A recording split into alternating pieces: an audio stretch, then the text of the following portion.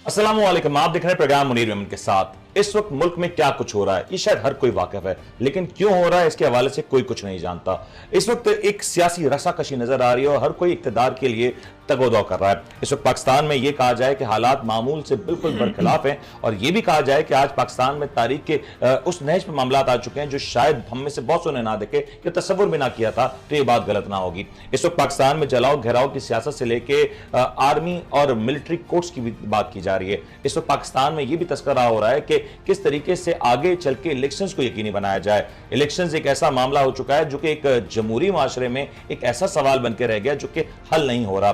पंजाब की असेंबली तहलील हुई और उनकी तहलील को आज 90 रोज से कई ज्यादा दिन गुजर गए, लेकिन पंजाब के इलेक्शंस ना हो सके। केपी के असेंबलीज का इलेक्शंस के हवाले से भी कुछ इस वक्त सूरत हाल वाज़ेह नहीं है, जबकि नेशनल असेंबली में पाकिस्तान तहरीक इंसाफ की जानिब से जो नशिस्तें खाली हुई थी, जिन पे उनके इस्तीफे मंजूर हुए थे, उन इस्तीफों के ऊपर भी अब तक कुछ पेशरफ ना हो सकी।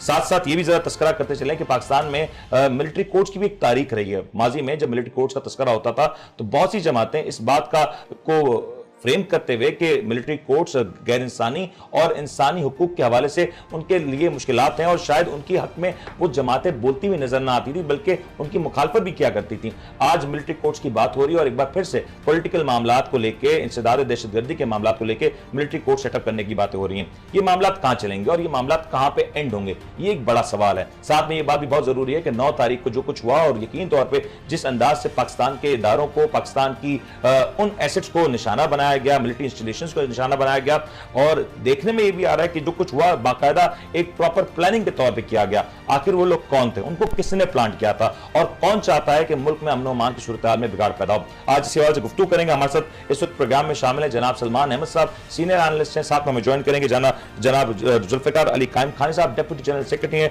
Pakistan Peoples Party Karachi division से इनका ताल्लुक है। और साथ में हमें ज्वाइन करें जनाब राना तंजील साहब। ऑन कॉल हमें ज्वाइन करेंगे लीगल एक्सपर्ट नासिर अजीम साहब। जुल्फिकार साहब, गुफ्तगू का आगाज आपसे करते हैं। गवर्नमेंट आपकी है, एक सवाल है कि माजी में मिलिट्री कोर्ट्स की बात होती रही, आज भी हो रही है एक बार फिर से।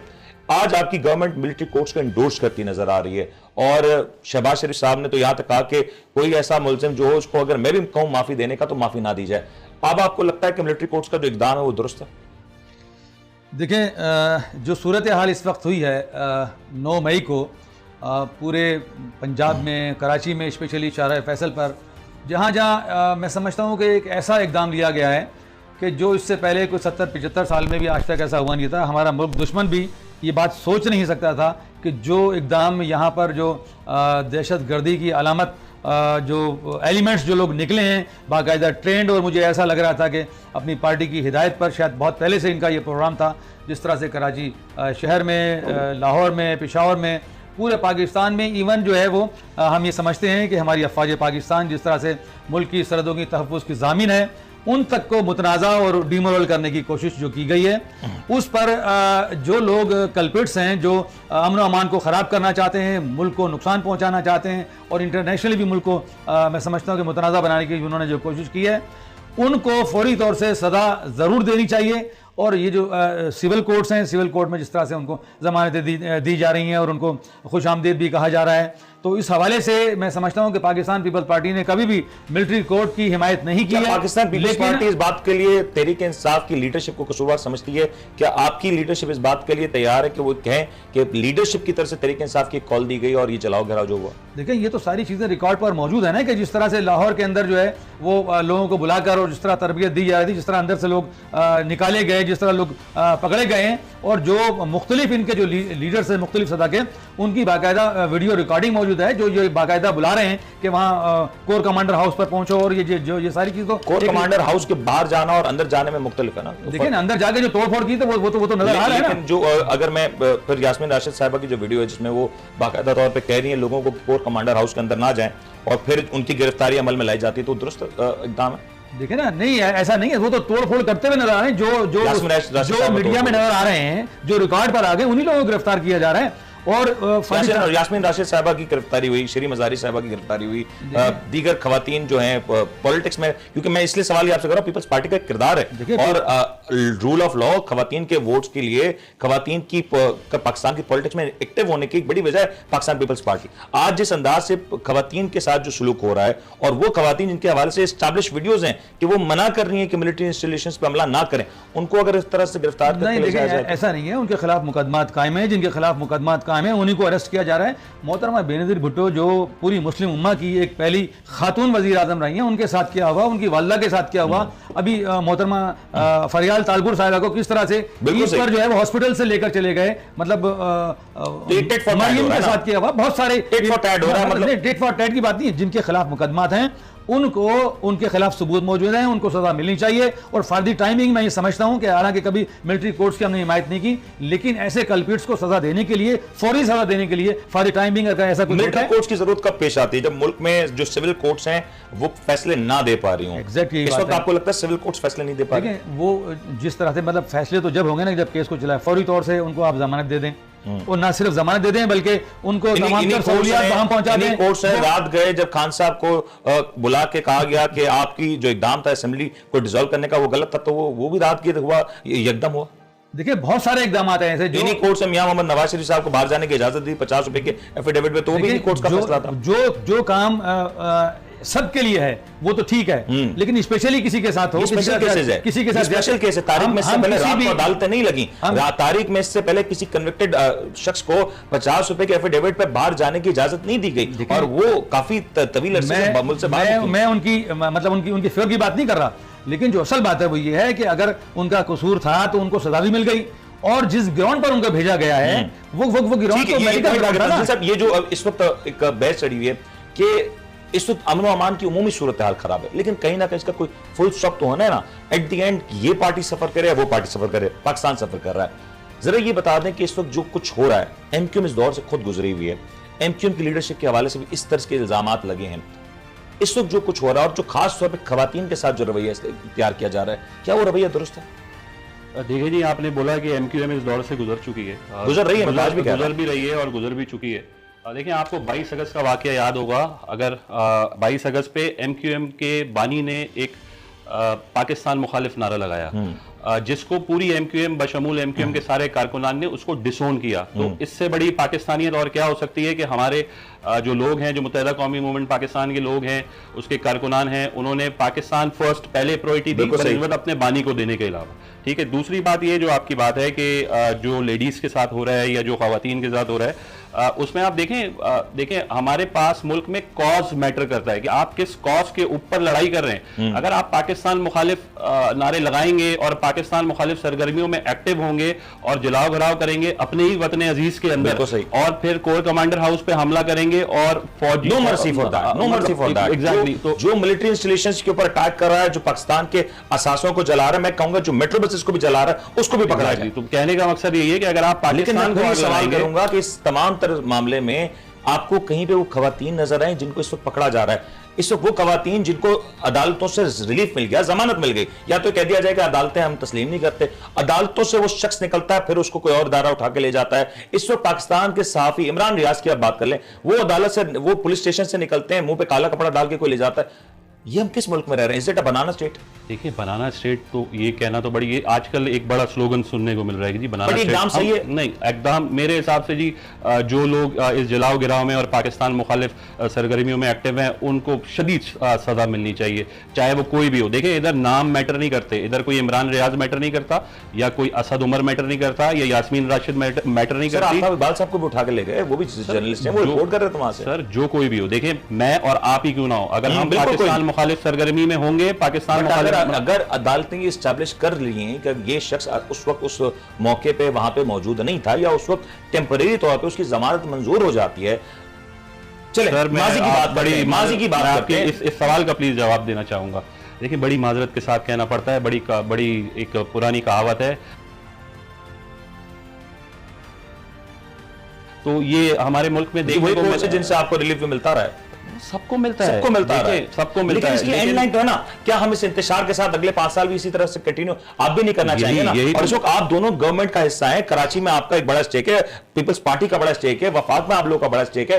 एट द एंड अगर मुल्क में किसी भी तौर पर बदअमनी है, इंतशार है, तो आप लोग के लिए भी एक मुश्किल खड़ी है। मेरा कहने का मकसद यही तो है कि देखें, बहैसियत कौम, अगर आप पूरे ये जो नियाज़ी साहब की जो हुकूमत आई और उसमें ये सारी चीजें आप नोट करें, बड़े बड़े स्लोगन्स इन्होंने दिए, रियासत मदीना का नारा लगाया। सर उस हुकूमत में आप भी आखिरी दिन तक उनका, मैं उसी बात पे आ रहा हूँ ना, रियासत मदीना का नारा लगाया, उसके बाद जो है जी नए पाकिस्तान का नारा लगाया। नए पाकिस्तान का नारा क्या है? कभी हमने ये बैठ के सोचा है? व्हाट इज नया Pakistan? We don't need Pakistan who is founded by Imran Khan, we need Pakistan who is founded by Quaid-e Azam Mohammad Ali Jinnah. Ideological बहस इसमें बिल्कुल बहस हो सकती है। एग्जैक्टली, बिल्कुल ये आपका पॉइंट है, आइडियोलॉजिकली पॉलिटिकली जिस इश्यूज के ऊपर बहस होती है होनी चाहिए। लेकिन सलमान साहब, मैं आज बात कर रहा हूं, मैं ये बात नहीं कर रहा, मैं देख रहा हूं हुकूमती वज़रा ऑपोजिशन से भी दोनों तरफ से आ रहे हैं, adding fuel to the fire. कोई इस वक्त ये कोशिश नहीं कर रहा, अदालतें कह रही हैं आप डायलॉग करें। आर्मी का जो बयानिया है उसमें भी ये बात कही गई कि अफवाम और तफहीम से बात की जाए। आपको कहीं नजर आ रहा है कोई ऐसा माहौल इस वक्त जो हो रहा है कि क्रश कर दिया जाए, जो फंसा उसको crush? Is it the policy हम दिख रहे हैं? बिस्मिल्लाहिर्रहमानिर्रहीम। सबसे पहले तो जो इदारों के साथ हुआ, जो हमले हुए और जो उनके खिलाफ जो भी मुजाहरे हुए, जो हमने देखा, मैं उसकी मजम्मत करता हूँ, ऐसा नहीं होना चाहिए था। नंबर 2, 9 मई से पहले पार्टी पोजीशंस पीटीआई की भी, पीडीएम की भी कतई मुख्तलिफ थी, और 9 मई के बाद एक बहुत बड़ा चेंज आया है और पीटीआई की पार्टी पोजीशन और पीडीएम की पार्टी पोजीशन में फ़र्क पड़ा है।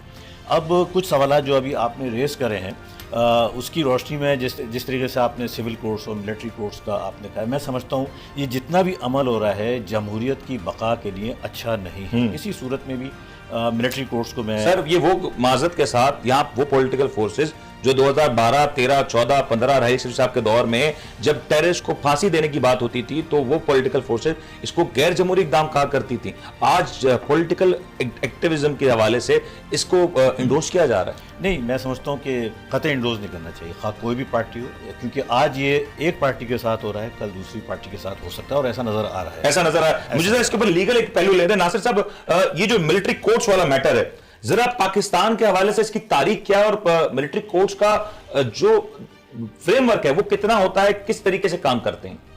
बहुत शुक्रिया मुनीर साहब, आपका पूरे पैनल को सलाम। इस हवाले से मैं कहना चाहूंगा कि आर्मी एक्ट 1952 मौजूद है, जिसमें सारा प्रोसीजर दिया गया है कि आर्मी एक्ट कैसे रेगुलेट होता है, कैसे ये सिलसिला चलता है। और खासतौर पे आर्मी एक्ट का जो मेजर पार्ट है वो सारा उनकी जो आर्मी के रिलेटेड ऑफिसर्स होते हैं या जो उनके साथ एम्प्लॉय होते हैं उनके लिए रेगुलेट करता है। लेकिन उसमें सिविलियंस का भी एक सेक्शन मौजूद है और सिविलियंस को कैसे डील करना है और सिविलियंस के लिए आर्मी एक्ट कैसे लागू किया जाता है वो सारा उसमें मौजूद है और दर्ज है। अच्छा, जो बात है कि ये जो इस वक्त इमरान खान साहब के खिलाफ बात निकली है कि आर्मी एक्ट के तहत FIR दर्ज हो रही हैं और आर्मी एक्ट के तहत ट्रायल चलाया जाएगा या मिलिट्री कोर्ट्स बनेंगी। देखिए, कल का जो इजलास हुआ हुकूमत का, जिसमें पाकिस्तान डेमोक्रेटिक मूवमेंट की तमाम जमातें, हुकूमती अरकान, वज़रा, प्राइम मिनिस्टर की सरबराही में और जो आर्मी ऑफिसर्स हैं वो सारे इसमें शामिल थे, तो इत्तेफाक हुआ कि बिल्कुल जो कोर कमांडर इजलास में फैसले हुए थे उससे जो सिविलियन गवर्नमेंट है वो भी इत्तेफाक करती है। और इत्तेफाक के फौरन बाद आपने देखा होगा कि 2 FIR आर्मी एक्ट के मुताबिक इमरान खान के खिलाफ दर्ज कर ली गई लाहौर में। अच्छा, जो इसको जो तरीकाकार है चलाने का वो ये है कि जब ये मिलिट्री कोर्ट्स बन जाएंगी और इसमें ट्रायल चलेगा, इसमें जो कॉन्स्टिट्यूशन है 1973 का ना, इसमें 2 आर्टिकल का ख्याल रखा जाता है। एक आर्टिकल 14 कहलाता है कि डिग्निटी ऑफ मैन, जो मैन की डिग्निटी है उसका थोड़ा सा ख्याल रखा जाता है। और अंडर आर्टिकल 175 जो एस्टेब्लिशमेंट और ज्यूरिसडिक्शन ऑफ कोर्ट्स डिफाइन करता है, ये 2 आर्टिकल की बुनियाद पर देखा जाता है। और उसके साथ जो आर्मी एक्ट है और इसके साथ एक और भी आपने नाम सुन रखा होगा कि सीक्रेट एक्ट। सीक्रेट एक्ट, अच्छा, जो आर्मी एक्ट है उसकी जो जितना भी फैसला होगा उसकी जो अपील है वो किसी भी कोर्ट में नहीं की जा सकती, सिर्फ आर्मी कोर्ट्स में होगी। जी, वो फैसला जो होगा वो हतमी होगा। हाँ, ये अपर फोरम इजलास का कहलाया जा सकता है, वो आर्मी चीफ का कहलाया जा सकता है। और इसके साथ जो डील किया जाएगा वो उसकी जुरिसडिक्शन, कंपोजिंग और कन्वीनिंग और डिसोल्यूशन ऑफ मिलिट्री कोर्ट्स जो है ना, ये सारा का सारा आर्मी एक्ट के 1954 में रूल्स इसके लिखे हुए हैं। अच्छा, जो सीक्रेट एक्ट है, सीक्रेट एक्ट डील किसे करता है? देखिए, आर्मी एक्ट के बारे में 1952 का तो अगर किसी से जिक्र भी आप करें, आपकी स्क्रीन पे चलेगा तो कोई आम शख्स भी समझ सकता है कि कोई आर्मी एक्ट है या कोई मिलिट्री कोर्ट्स बन रही है जिसमें ट्रायल चलेगा। सीक्रेट एक्ट के बारे में सोचा जाता है कि सीक्रेट एक्ट क्या है। तो सीक्रेट एक्ट ये है कि जो कॉलोनियल लॉज है ना, ये ब्रिटिश के दौर में 1923 में ये बने थे, और 1956 के कॉन्स्टिट्यूशन में भी इसका जिक्र जो है दर्ज किया गया था। तो अब 1956 का कॉन्स्टिट्यूशन तो नहीं रहा, लेकिन 1973 का कॉन्स्टिट्यूशन रेगुलेट कर रहा है, जिसका मैंने आपको आर्टिकल 2 बता दिए। सही। अच्छा, जो इस आर्टिकल इस अकॉर्डिंग टू दिस एक्ट है ना, इसका जो खास कर बात ये कि सेक्शन 4 डील करता है फॉरेन एजेंट से, क्योंकि फॉरेन एजेंट्स होते हैं। अच्छा, मैं आपको बात उस पैरेलल पे ले जाता हूँ कि फॉरेन एजेंट्स कैसे। आपको एक केस बड़ा मशहूर, बड़ा फेमस याद होगा, फॉरेन फंडिंग केस। जी। Foreign funding case Imran Khan साहब के खिलाफ जब डिक्री हुआ, तो उसमें आप अगर उस पूरे फैसले को उठाकर देखें जो इलेक्शन कमीशन में चला, उसमें ये बात क्लियर कट लिखी हुई थी कि खान साहब की पाकिस्तान तहरीक इंसाफ को भारत से और इसराइल से फॉरेन फंडिंग हुई है। सही। की बुनियाद पर खान साहब की पार्टी के खिलाफ फैसला आया था। तो जो इकदाम उठाया गया पाकिस्तान तहरीक इंसाफ के वर्कर्स, लीडर्स और मुख्तलिफ उनके जो कारकुन उनकी जानिब से 9 मई को, तो वो जो सारी सिचुएशन है वो वहां से पिक्चर क्लियर हो गई कि ये जो फॉरेन फंडिंग होती रही है, इट्स मीन कि ये इस बेस पे होती रही है कि आपको अगर हुकूमत हासिल करने के लिए अमेरिका और भारत का साथ देना पड़े, तो आप खुदा न खास्ता पाकिस्तान की जो इदारे हैं। नासिर, ये पॉइंट आपका वैलिड है, लेकिन मैं अगर इस चीज को, इस बहस को आगे बढ़ाऊं, जो फॉरेन फंडिंग का मामला है, इस वक्त पाकिस्तान तहरीक इंसाफ के हवाले से तो काफी ज्यादा इसमें एक इंक्वायरी भी हो चुकी है, काफी डिटेल्स भी मंजर आम पे आ चुकी हैं, लेकिन if I am not wrong तो पीपल्स पार्टी, मुस्लिम लीग नून या एमक्यूएम के हवाले से अभी तक ये वाज़ेह सूरत हाल तो नहीं हुई है, और इनके भी केसेस पेंडिंग है, if I am not wrong. देखिए, केसेस पेंडिंग होने की बात तो वो होगी। मैं आपको सिर्फ ये एक बात बता रहा हूँ कि अगर ये सवाल उठता है कि जो सीक्रेट एक्ट है सेक्शन 4 वो कैसे डिफाइन कर सकता है कि ये सीक्रेट एजेंट से, तो मैं इसका सिर्फ आपको बस मंजर पेश नहीं ले गया कि जो फॉरेन फंडिंग का केस है वो भी इसी फंडिंग के हवाले से है। ये आपका पॉइंट आ गया नासिर, मैं इसके ऊपर आपके पास आता हूं, मुझे एक ब्रेक लेने का कहा जा रहा है, ब्रेक लेते हैं जी। ब्रेक के बाद जब लौटेंगे ना तो इसके हवाले से बात करेंगे, ये जो फॉरेन फंडिंग का जो मैटर था, और फिर अब जो आर्मी एक्ट की बात हो रही है और जो फौजी अदालतों की बात हो रही है, ये बहस चली है तो चलेगी कहां तक, और माजी में जो कुछ हुआ उससे अब हमने क्या सबक सीखा, क्या अब हमने आगे बढ़ना है या फिर इसी बहस में रहना है कि ये सही और वो गलत, इसकी और बात करेंगे। ब्रेक लेते हैं, ब्रेक के बाद बताओ।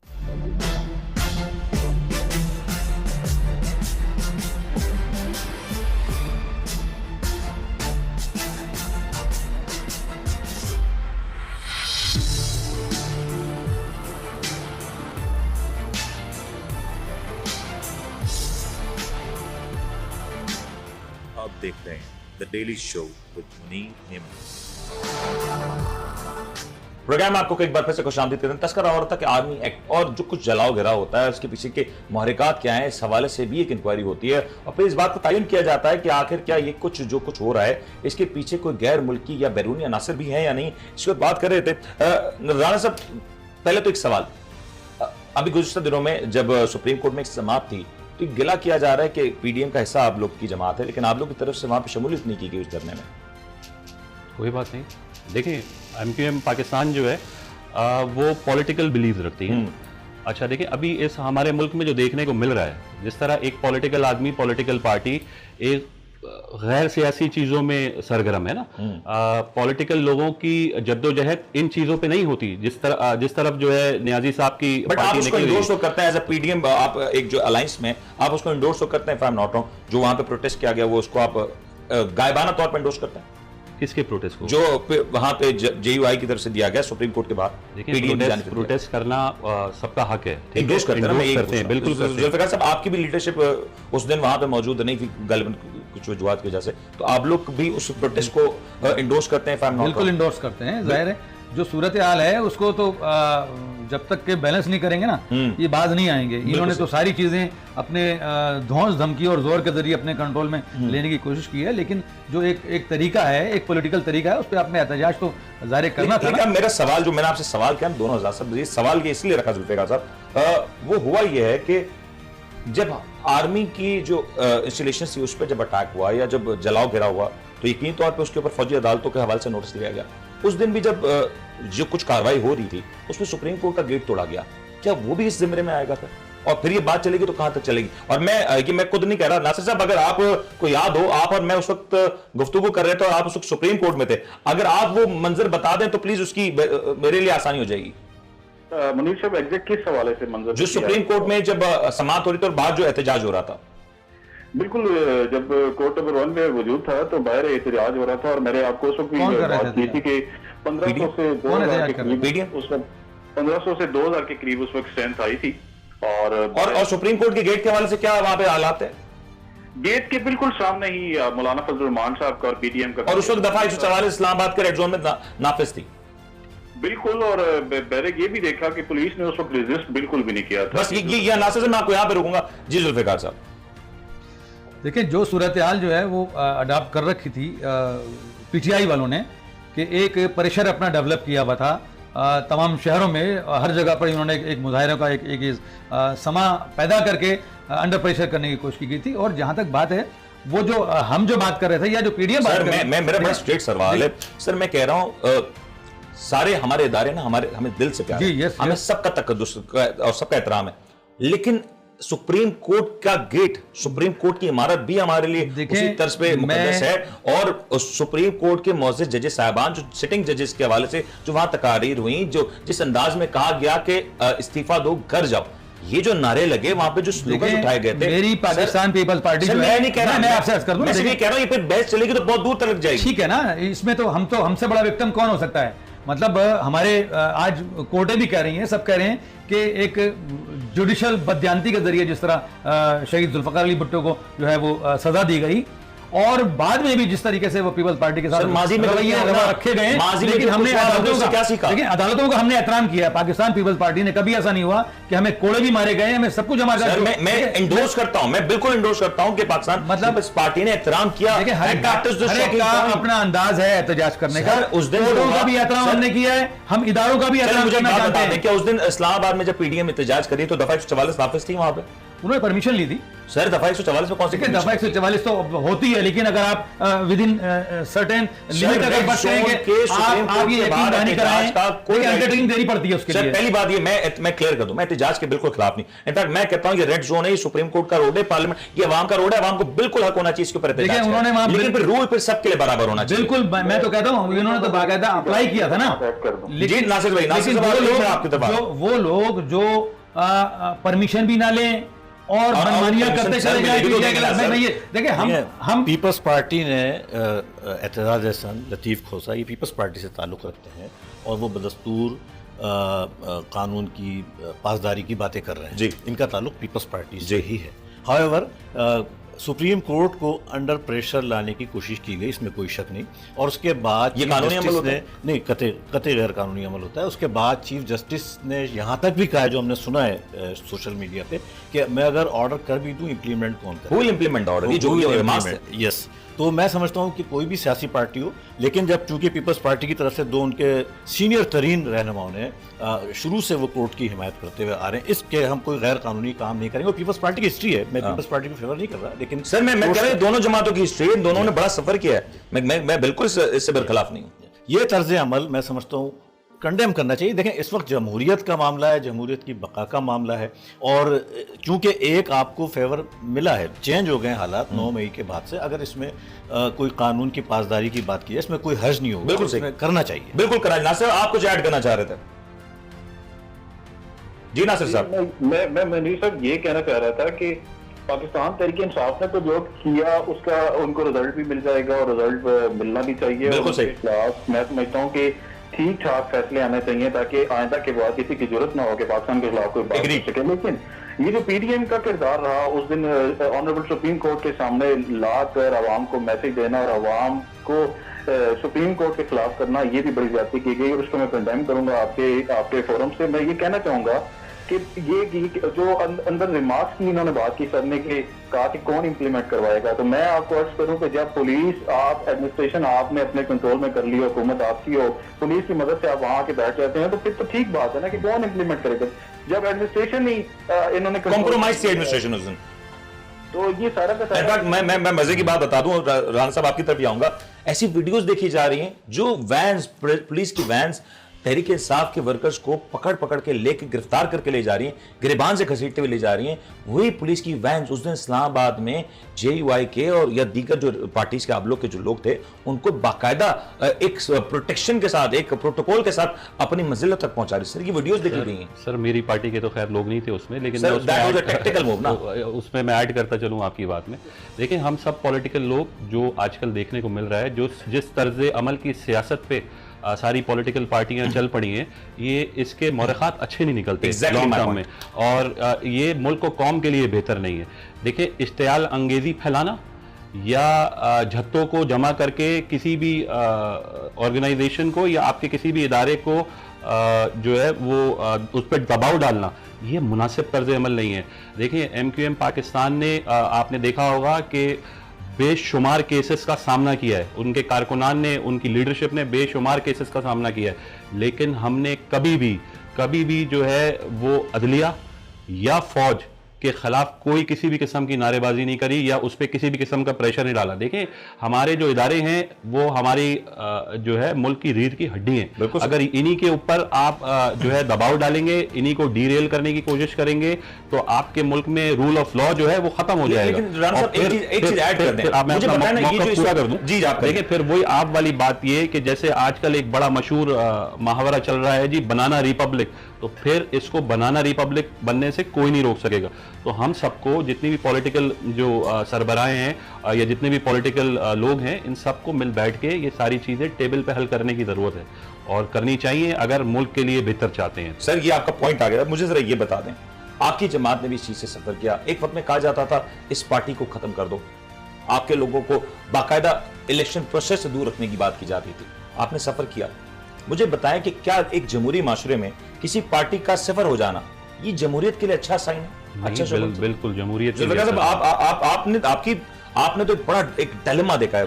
बेनजीर भुट्टो साहिबा की जब शहादत हुई, एंड आई रियली रिगार्ड, उस वक्त जरदारी साहब ने कहा पाकिस्तान कपे, और एक बड़ा स्ट्रॉन्ग पैगाम था। और मैं कहूंगा शायद जब भी पाकिस्तान की तारीख लिखी जाएगी उसमें ये अल्फाज दर्ज किए जाएंगे। लेकिन आज डोंट यू थिंक एक लगा हुआ है कि आज मेरी बारी है, कल तुम्हारी बारी थी, तुमने जो कुछ कल किया था आज मैं वो करूंगा।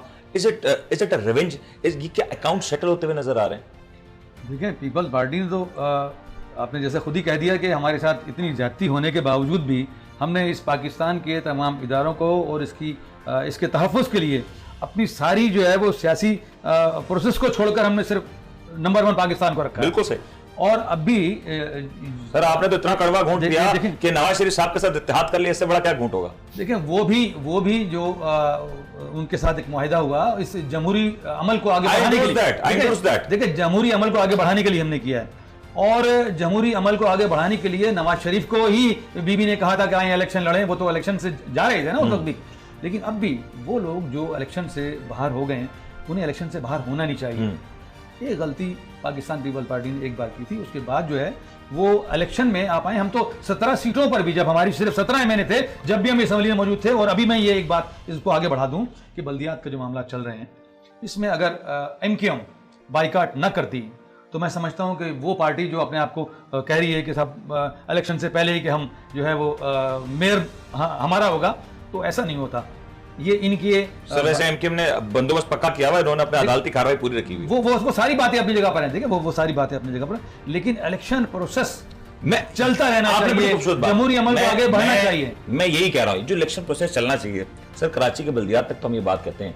मुझे बताएं कि तहरीक इंसाफ के जो MNAs थे 130, उन्होंने जो इस्तीफे दिए उसको पिक एंड चूज करते हुए एक्सेप्ट करना, और आज तक जो एक्सेप्ट हो चुके हैं उनके ऊपर इलेक्शंस ना करवाना, ये क्या जमहूरी अमल है? सर ये जो पंजाब के इलेक्शंस जो हो जाने चाहिए थे, इनके ऊपर इलेक्शंस ना होना, क्या ये जमहूरी अमल है? और क्या आज एक निगरां सेटअप, मुल्क इतनी मुश्किल हालात में गुजर रहा है और एक निगरां सेटअप पंजाब में वो फैसले ले रहा है, क्या ये दुरुस्त अमल है? मैं पीपल्स पार्टी का वर्जन जानना चाहता हूं, क्योंकि एज ए जमहूरी पार्टी मैं कहूंगा पीपल्स पार्टी का एक बड़ा कलीदी किरदार इस समय।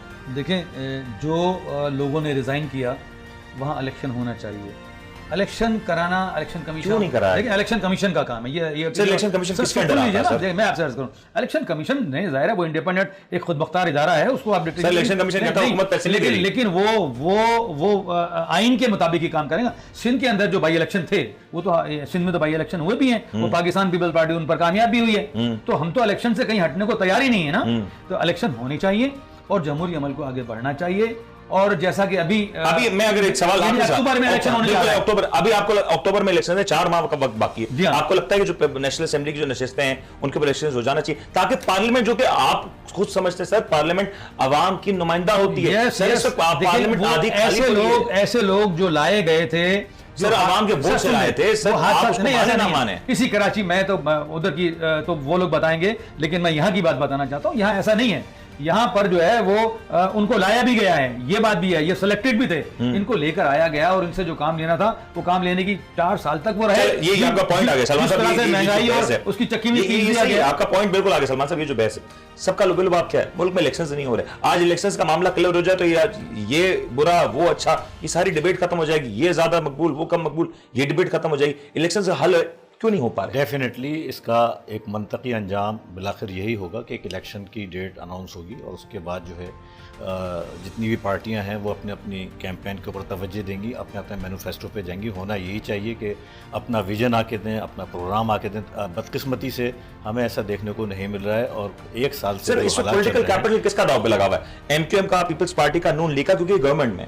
और अगर इलेक्शंस नहीं होते तो एट द एंड अवाम इनको बुरा भला कह रही है ना। अवाम जो हालात बिगड़ रहे हैं, जो मामला खराब है, एट द एंड गवर्नमेंट है जिसको कंट्रोल करना है, गवर्नमेंट इनकी है।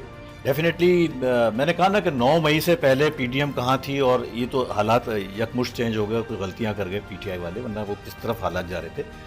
अब जो है इनकी जिम्मेदारी है, ठीक है, सजाएं दिलवाना हमारा इशू ये है ही नहीं जो अब शुरू हो गया है। हमारा ये टारगेट ही नहीं है। असल टारगेट तो वही था कि जमहूरी अमल शुरू हो, क्योंकि सारी जितनी भी हमारे मुल्क की बकाया, जितने भी फैसले हैं, आगे बजट आना है, बहुत सारी चीज़ें हैं, माशी मामला आते हैं, बहुत सारे इशूज़ हैं, बहुत सारे पेंडिंग में चीज़ें पड़ी हुई हैं, वो सब की सब जो हैं मुंतज़िर हैं गुज़िश्ता 1 साल से और काफ़ी अरसे से कि किसी तरीके से भी ये जमहूरी अमल अपने एक मंतकी अंजाम को पहुँचे ताकि मुल्क आगे बढ़े। आपको माशी हालात का आपको अंदाज़ा है, डॉलर 300 रुपये को टच कर रहा है और बहुत सारी और भी चीज़ें। उस सूरत हाल में जितनी भी सियासी जमातें हैं, खुदारा मुल्क के लिए सोचें, मुल्क के लिए बैठें और फौरी तौर पर इन मामलात को जितनी जल्दी हो सकता है, जो अभी तक ताहाल अनसर्टेन है, जिनके हल होने की कोई उम्मीद, रोज़ाना एक नई बहस, एक नई कहानी, एक नया सिलसिला शुरू हो रहा है और जो अब नया सिलसिला शुरू हुआ है इसका भी अभी कोई अंजाम नज़र नहीं आ रहा है, मगर इन्हें करना चाहिए। और ख़ास तौर पे जो सीनियर पार्टी से, ख़ास तौर पे पीपल्स पार्टी को मैं समझता हूँ इसमें वो बड़ा अच्छा किरदार अदा कर सकती है, इसलिए कि उसने हमेशा ये बड़ा जमहूरियत की इंपॉर्टेंट पासदारी पॉइंट है। मुझे ब्रेक लेने का कहा जाए सलमान साहब, ब्रेक के बाद जब लौटेंगे नासिर साहब, मैं आपसे कुछ सवाल पूछना चाहूंगा, क्योंकि ये इस वक्त बड़ी तेजी से वक्त जा रहा है और बहुत जल्द मंगल के रोज एक और समाज की बात की जा रही है। इस पर बात करेंगे जी, ब्रेक लेते हैं, ब्रेक का हाजिर होता है।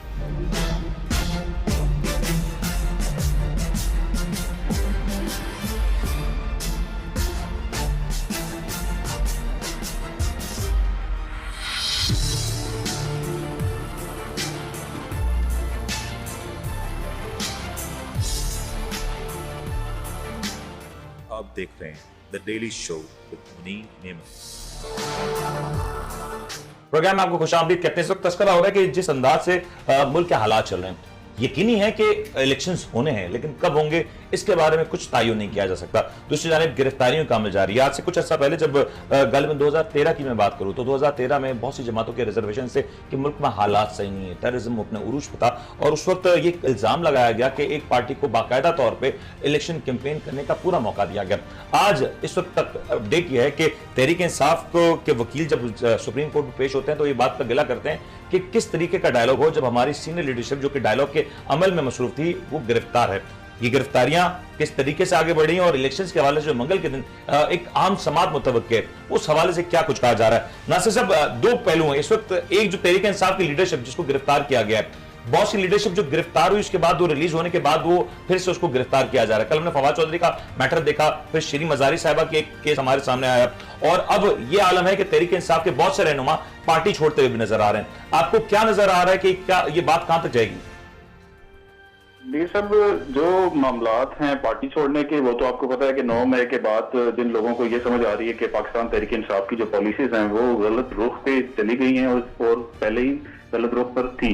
तो आपने आमिर कियानी साहब का स्टेटमेंट सुना होगा कि 2 माह पहले ही मैं फैसला कर चुका था, इट्स मीन कि वो बाम गए थे कि कुछ पॉलिसीज गलत सिमत में जा रही हैं या जाने लगी हैं। इसी तरह अली जैदी साहब का आप बयान देख लें, एक शख्स जो पीपी 149 का उम्मीदवार है इबाद फारूक, वो टिकट वापस कर आया। तो बहुत सारे रहनुमाओं की, अभी आप भी एंकर पर्सन है, आपको ज्यादा, आपके जराए ज्यादा स्ट्रॉन्ग है, आप समझते हैं कि बहुत सारे रहनुमा इस वक्त प्रेस कॉन्फ्रेंस करने के लिए तैयार बैठे हैं।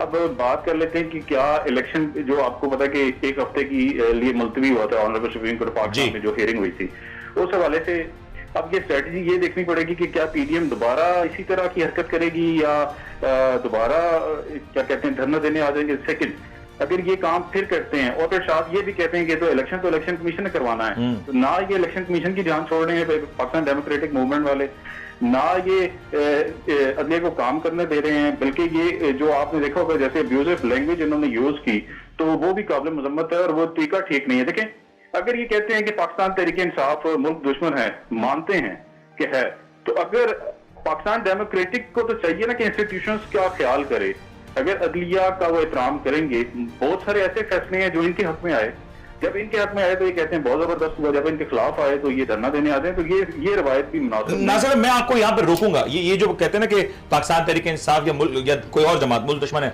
माजरत के साथ मैं इस चीज को इंडोर्स नहीं करता, चाहे वो पीपल्स पार्टी के हवाले से कहा जाए या एमक्यूएम के हवाले से कहा जाए। हाँ, ये जरूर कहा जा सकता है कि इसके कुछ एलिमेंट्स हो सकते हैं जो शायद इस तरीके की मामला मुलविस हो, वो भी उस वक्त तक नहीं कहा जा सकता अनटिल अनलेस इसके ऊपर एक मुकम्मल इंक्वायरी नहीं हो जाती, क्योंकि एक बहुत बड़ी बात है ये। और जब तक इंक्वायरी नहीं हो जाती, जब तक चीज स्टैब्लिश नहीं हो जाती, तब तक इस चीज को इंडोर्स नहीं किया जा सकता। मुनीर साहब, मैं इसको सपोज करने का कह रहा हूँ। पाकिस्तान डेमोक्रेटिक मूवमेंट कहती है, मैं कहता हूँ सपोज कर लेते हैं। मेरा कहने का मकसद ये था, मैं ये कह रहा हूँ कि लेकिन इनको तो अदलिया का एहतराम करना चाहिए ना सर, जो इन्होंने मैसेज दिया। अब इनकी पार्टी वर्कर्स और इनके जो यंगस्टर्स हैं वो क्या सीखेंगे? मैं ये चलेंगे। सवाल आपने अच्छा रेस किया कि अगर मंगल को समात होती है, समात के ऊपर तो मैं पूछूंगा कि क्या एक्सपेक्टेड फैसला है, लेकिन जुल्फिकार साहब, अगर मंगल को समात होती है तो क्या पाकिस्तान पीपल्स पार्टी फिर इस तरह का एहतजाज होता है तो उसमें शिरकत करेंगी, या आप लोग की इस तरह की कोई प्लानिंग है कि इस तरह के एहतजाज को फिर से कैरी ऑन किया जाए? देखिए, पाकिस्तान पीपल्स पार्टी जो फैसला करेगी तो ज़ाहिर उस पर अमल किया जाएगा। अभी तक तो इस हवाले से कोई ऐसा पार्टी का कोई प्रोग्राम आया नहीं है। जब आएगा तो मैं अगर आपकी राय देखें, मेरी राय तो ये है कि जो मेरी पीपल्स पार्टी फैसला करेगी, जाहिर है मेरी राय तो वही है। बहुत मैं आपको सिंपल सी बात बताऊं, एज ए पॉलिटिकल वर्कर मुझे बताएं कि क्या इस तरह का एहतजाज होना चाहिए? देखिए, एहतजाज तो होना चाहिए इस बात पर कि पूरे मुल्क में एक दिन इलेक्शन हो। क्यों पूरे एक दिन इलेक्शंस की? नहीं, देखिए, हम पूरे क्या बार जब एक तरफ तो हम ये कह रहे हैं कि हमारे पास सर आप फंड नहीं है, पैसे नहीं है, महंगाई ज्यादा है, लोग परेशानी नहीं सर में शिकार है, सहूलियात 1973 के आइन का क्रेडिट पीपल्स पार्टी लेती है। 1973 के आइन में दर्ज है कि 90 दिन में इलेक्शंस होने थे, आपने 90 दिन में इलेक्शंस नहीं कराए। आपकी गवर्नमेंट माजरत के साथ इसाक डार साहब का आपने कहा कि आईएमएफ जब तक पैसे नहीं देता तब तक इलेक्शंस नहीं होंगे। आज इसाक डार साहब कह रहे हैं कि हमें आईएमएफ की जरूरत नहीं। सलमान साहब में गलत तो नहीं, यही रिपोर्ट कहा ना उन्होंने। जब आज अदलिया ये कह रही है कि जब मुल्क में जंगी कैफियत हो, सूरत हाल खराब हो जाए तो बराबर में टर्की में इतना बड़ा ज़लज़ला है, उसने इलेक्शंस करा दिए। उस पर तो तमाम पॉलिटिकल पार्टीज का मुत्तफिक होना जरूरी है, और इस बात पर तो सब मुत्तफिक होने, इसी पर तो गुफ्तगू हो रही थी। अदलिया ने तो 17 मई की डेट दी थी। तो इस पर अगर सब मुतमईन हो जाएं और सब मुत्तफिक हो जाएं कि सब अक्टूबर का तो इसका एक प्रिस्क्राइब डेट मौजूद है ना, अक्टूबर में इलेक्शन करा लें, इसमें कौन सी क़यामत आ रही है? या एक सर्टेन लोगों की मौजूदगी में ही इलेक्शन का होना जरूरी है भाई? एक सर्टेन लोगों की गैर मौजूदगी में इलेक्शन नहीं, ऐसी बात नहीं है। वो तो एक प्रिस्क्राइब टाइम मौजूद है ना कि सब इलेक्शन से जब प्रिस्क्राइब टाइम तो पंजाब असेंबली का मौजूद है सर। ये इन्होंने गलती की, इनको चाहिए कि दोबारा असेंबलियों में चले जाएं। इसके अलावा तो असेंबली में जा रहे हैं तो आप असेंबली में आने की इजाजत नहीं। इलेक्शन कमीशन या जो एक तरीके का है, स्पीकर आपका है, अदालत में राजा परवेज जैसे ही अदालत ताल्लुक पीपल्स पार्टी से, इस स्पीकर को देखें, वो अदालतों में गए हैं। अदालत अगर फैसला कर दे कि जी इनको असेंबली में बैठने तो आगे बैठ जाएं। हर चीज देखा हमने अदालत का एहतराम करना है। ये आपका पॉइंट अगर साहब आप मुझे बता दें, अगर ये जो मंगल के दिन, अगर मैं मफरूजे के तौर पे कहता हूं, मंगल के दिन या अगले हफ्ते में कोई ऐसा फैसला आ जाता है जो शायद आपकी पार्टी के या आपकी जो एक पीडीएम का अलायंस है उसके बरखिलाफ है, तो क्या फिर इसी तरह के नारेबाजी होगी और सुप्रीम कोर्ट के और मौजूद जजेस साहबान के हवाले से नाज़िबा कलमात कहे जाएंगे? देखिए, आप में ज़ाहिरी बात है, मैं एमक्यूएम का रिप्रेजेंटेटिव हूं तो मैं एमक्यूएम का ही मौक़िफ़ दूंगा। हमें अभी एज सच MQM तो endorse नहीं करती ना इस तरह के इक़दाम चीज़ के किसी भी इक़दाम को MQM इंडोर्स नहीं करती। दूसरा ये कि देखिए जैसे आप बात कर रहे थे सारी चीज़ों की, जो महाजराई की तरफ सियासत चली गई है, मैं आपसे पहले भी अर्ज़ किया कि देखें हमारे मुल्क में जो हमें चाहिए, आपने देखा होगा तबलीगी जमात वाले होते हैं, तबलीगी जमात वाले आपने देखा होगा घर घर जाके तबलीग करते हैं। बिल्कुल सही। हम सब अब पॉलिटिशियंस को चाहिए कि घर घर जाके पाकिस्तानियत की तबलीग करें। एक्सीलेंट, वेरी वेरी पाकिस्तानियत की तबलीग करें, ताकि इस मुल्क में जो लोगों के जहनों में, मासूम लोगों के जहनों में मुख्तलिफ सियासी लोगों ने इंतशार भर दिया है और अपने स्लोगन्स भर दिए, वो ख़त्म हो। सबसे पहले हमें पाकिस्तान देखना है, उसके बाद हमारी सियासत है। पाकिस्तान होगा तो हम सियासत करने के काबिल होंगे, पाकिस्तान नहीं होगा तो हमारी सियासत किसी मायने नहीं रखती। जो आज इस मुल्क में देखा जा रहा है, ऐसे हिस्ट्री में कभी भी नहीं देखा गया। महाजराई से जो रिजल्ट है वो अच्छे नहीं निकलते। सर माजरत के साथ मैं वो जुमला तक दोहराना नहीं चाह रहा, पाकिस्तान नहीं, माजरत के साथ ये बात माजी में एक बार देखी थी, एक असेंबली सेशन कॉल करने का कहा गया, वो असेंबली सेशन ना कॉल हुआ, पाकिस्तान को उसका नुकसान उठाना पड़ा। और आज इलेक्शंस का कहा जा रहा है, इलेक्शंस नहीं हो रहे, खुदा ना करे पाकिस्तान को। मेरी बात समझे, देखें अभी इलेक्शन नहीं होने का नारा कौन लगा रहे हैं, कौन लोग लगा रहे हैं? कोई पीडीएम का बंदा लगा रहा है या कोई एमपीएम का बंदा लगा रहा है या कोई पीपल्स पार्टी? नहीं लगा रहे ना लोग। देखिए आपके मुल्क में आपकी जहन साजी की जा रही है। अब एक साहब जो डेमोक्रेटिक प्रोसेस से गुजरे और वो हट गए जी असेंबली से, दूसरे वजीर आजम साहब आ गए, जब उनका टेन्योर कंप्लीट हो जाएगा तो उसके बाद इलेक्शन रिकॉल हो जाएंगे। ये कबलस वक्त बहस मतलब आप कह रहे हैं ये आइन से शिक हटा दें, ये आइन से शिक हटा दें कि आज के बाद कोई भी वजीर आला अपने सूबे की असेंबली तहलील ना कर सके। आप कह रहे हैं आइन से शिक हटा दी जाए। वजीर आला तहलील ना, सर वजीर आला ने तहलील की ना। नासिर साहब अगर गलत नहीं तो प्लीज जरा इसकी रहनुमाई कर दें कि पंजाब की जो असेंबली टूटी है, जो केपीके की टूटी है, वो तो वजीर आला के कहने पर टूटी है। जी हाँ, बिल्कुल बिल्कुल। जो तो ये आइन से शिक हटा देते हैं, आइन में तरमीम कर देते हैं कि सूबे को आज के बाद सूबाई असेंबली को तहलील नहीं किया जा सकेगा। ये तरमीम लाई जाए ताकि ये अमल भी गैर कानूनी हो जाए। सर ये लानी पड़ेगी, वरना खान बट अंटिल से अगर जब तक अभी तक तो नहीं है ना, अगर मैं गलत नहीं हूं तो नहीं, अभी तक तो नहीं तो है। अगर आज नहीं है तो आज तक इकदाम कानूनी है और उसके कानून के मुताबिक इसमें इलेक्शंस वापस से होने हैं 90 दिन के अंदर। बिल्कुल होने चाहिए। और 90 दिन तो अब गुजर चुके हैं मुनीर साहब। आप हाँ वो तो बड़ा पहले गुजर गए जी, वो तो काफी अब टाइम हो गया है। लेकिन जो आप बात करें कि वज़ीर आला, बिल्कुल वज़ीर आला के कहने पे ही असम्बलियां तोड़ी गई थी और इमरान खान की हुक्म पे वज़ीर आला ने ये काम किए थे सबके सब ने। बस तो ये तरमीम आ जाए। ये आज मेरे ख्याल से इतनी नैब की तरमीम हुई है, हुकूमत आज एक बड़ी मैराथन पार्लियामेंट में सेशंस कर रही है, जिसमें माजरत याद हमी मफाद के कोई मामला डिस्कस नहीं हो रहे, जो हो रहे हैं अपने ही मामला डिस्कस हो रहे हैं। तो ये तरमीम भी कर दें ताकि वंस फॉर ऑल ये बहस भी खत्म हो जाए। सलमान साहब लास्ट रिमार्क। देखिए मैं सिर्फ इतना कहूँगा कि ये दोनों पार्टियाँ MQM भी और पीपल्स पार्टी भी, ये तमाम नशे गुफरात से गुजर चुकी हैं, इससे ज्यादा सख्त हालात देख चुकी हैं। बिल्कुल उससे सबक, और मैं ये भी ऐड करूंगा कि इससे ज्यादा सख्त हालात देखने के बावजूद ये पार्टीज कानून से ज्यादा आज स्ट्रांग हैं, ये अपनी जगह पे मौजूद हैं। तो क्रश करने की कानून की पासदारी करें, कानून की पासदारी करें। आज ये इस तरफ है तो कल ये दोबारा इस तरफ हो सकता है, कई दफा ऐसा हो चुका है। कानून की मुकम्मल पासदारी करें, इदारों का एहतराम करें, PTI भी करे और जो गलत कर रहा है उसको पकड़े, सजा दें एज पर द लॉ, उसको सजा दें। और जो जिसकी जमानत हुई खुदारा उसकी जमानत का एहतराम करो। जो राइट टू एक्सप्रेस है, फ्रीडम ऑफ स्पीच है, उसको भी हमारे पास एक्सरसाइज करने दें। ना साहब लास्ट 30 सेकंड्स प्लीज। मुनीर साहब मुझे लास्ट में एक शेर की सूरत में और सबसे पहले पाकिस्तान की बात करनी है और सबसे पहले पाकिस्तान। जी 30 सेकंड्स प्लीज लास्ट। और लफ्जों को बेचता हूँ प्याले खरीद लो, ये तमाम सियासतदानों के नाम। लफ्जों को बेचता हूँ प्याले खरीद लो, उम्मीदें शहर कुछ उजाले खरीद लो, न हो सकेगा मुझसे अमीर शहर का एहतराम, मेरी ज़बान के वास्ते कुछ ताले खरीद लो। बहुत बहुत शुक्रिया नासिर, आपने शेर के जरिए काफी कुछ कह दिया। लेकिन एक बात मैं एट द एंड बिल्कुल कहना चाहूंगा, चाहे जो कुछ हो रहा है पॉलिटिकल प्रोसेस, जमहूरी माशरे में पॉलिटिकल प्रोसेस कंटिन्यू होना चाहिए। हमने देखा कि जब मुशर्रफ साहब ने का मार्शल लॉ एक खत्म हुआ, उसके बाद एक डेमोक्रेटिक प्रोसेस शुरू हुआ, बहुत सी खामियां थी, पीपल्स पार्टी गवर्नमेंट थी, काफी सारी खामियां हुई, उसमें भी डॉन लीक्स हुई। और उसके बाद माजी में मौलाना फजल रहमान साहब ने, ख्वाजा आसिफ साहब ने on the floor of parliament हमारी अदारों के हवाले से बड़ी सख्त तकारीर की थी। मैं उसको नशर नहीं कर सकता, लेकिन अगर वो तकारीर भी जाकर सुन ली जाए तो वो तकारीर भी इसी तरफ इशारा करती हैं कि क्या कुछ हमारी तमाम तर पॉलिटिकल पार्टीज ने कहा है। माजरत के साथ ईंट सींट बजाने का जुमला भी हमारे ही इदारों के हवाले से कहा गया था, हमारी सिपा सालार के हवाले से कहा गया था। तो कोई इस हवाले से मुस्तस्ना नहीं है। लेकिन जो पॉलिटिकल प्रोसेस है, ये पाकिस्तान के पॉलिटिकल प्रोसेस को कंटिन्यू होगा। और आज हमारे जो खामियां की सबसे बड़ी वजह यह कि हमारे जमहूरी प्रोसेस को कंटिन्यू नहीं करने दिया गया। बजाय तो ये जमहूरी हुकूमतें नजर आती हैं, लेकिन इसमें जमहूरियत नाम की चीज नजर नहीं आती। उम्मीद करता हूं आपको आज का प्रोग्राम पसंद आएगा। अपने मेजबान को इजाजत दें, अपना ख्याल रखिएगा।